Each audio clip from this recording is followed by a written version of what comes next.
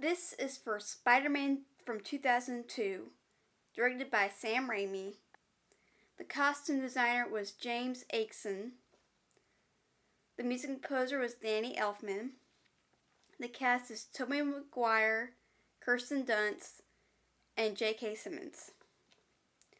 Spider-Man centers on student Peter Parker, who after being bitten by a genetically altered spider, gains superhuman strength and the spider-like ability to cling to any surface. He vows to use his abilities to fight crime, coming to understand the words of his beloved Uncle Ben, with great power comes great responsibility. This was a really good movie. It was a little dated and goofy at times, but it was still good. I enjoyed it. I like the dark tone. I love the narration.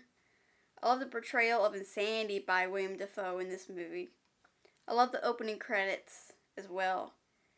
Sam Raimi was picked because he was an avid comic book collector. Everybody just looks too old to be in high school. Like, the entire cast was in their late 20s, and it's obvious. The field trip teacher looks like he's high school age. It actually annoys Kirsten Dunst when girls scream a lot in movies. I wish she had stood up for herself and not screamed as much, because it really annoys me as well.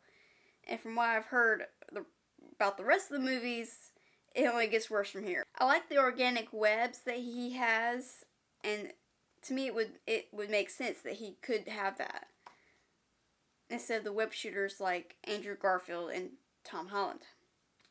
So here's some spoilers. Something I really love is that it gets right into the story. Like, the first 10 minutes, Peter is bitten by a spider. It doesn't take 30 minutes or an hour. It gets right into the story. I want to see more of the Daily Bugle. That was the best part of the movie. Just the whole banter between J. Jonah Jameson and his employees. I want to see more of what everyday people thought about Spider-Man. I also love the street singer. He was funny. I want to see more of him. I want to see more of the relationship between May and Norman. That would have been interesting. It's interesting we don't see a whole lot of Osborn doing much as the Goblin. Like, we don't hear much about what he's doing. And months seem to go by until it's Thanksgiving, and he storms out of the apartment.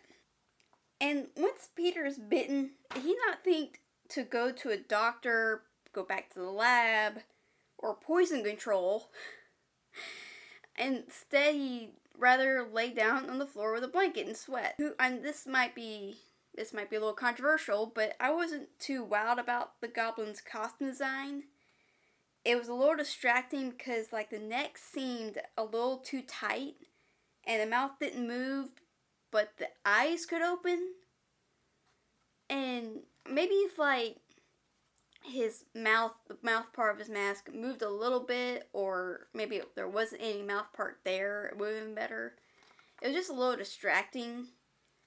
But something I did notice, does Osborn blink whenever the Goblin visors are up? Because I was watching that, it didn't look like he was blinking.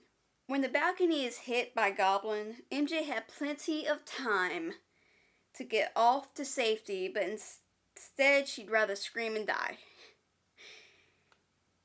The Goblin's personality tells Osborn that Peter needs to learn about loss, but he's already lost his parents and his uncle. He doesn't need to learn anymore. Don't go attacking Aunt May. You don't need to do anything. This is also a famous debate that's brought up in Amazing Spider-Man 2. But why wouldn't the Daily Bugle have photo credits to Peter Parker as the photographer of Spider-Man? It just seems a little odd. It only seems to be in the movie so that Jameson can get choked by the Goblin. MJ should have figured out that Peter was Spider-Man from what he said in the alley, "I was in the neighborhood," and not from some stupid kiss in a cemetery. When Peter called MJ and told her not to go down any dark alleys, was he trying to tell her he was Spider-Man at that time? To me, MJ telling Peter how she felt about him at her ex-boyfriend's father's funeral next to Peter's uncle's grave was an inappropriate time and place, They couldn't have just gone to a coffee shop or something and talk about their feelings? Overall, this was a pretty good movie. Of all the bad things I said about it, I enjoyed it. Who is your favorite Spider-Man? What is your favorite Spider-Man comic? Let me know in the comments. Share, subscribe, and like. And remember, with great power comes great responsibility.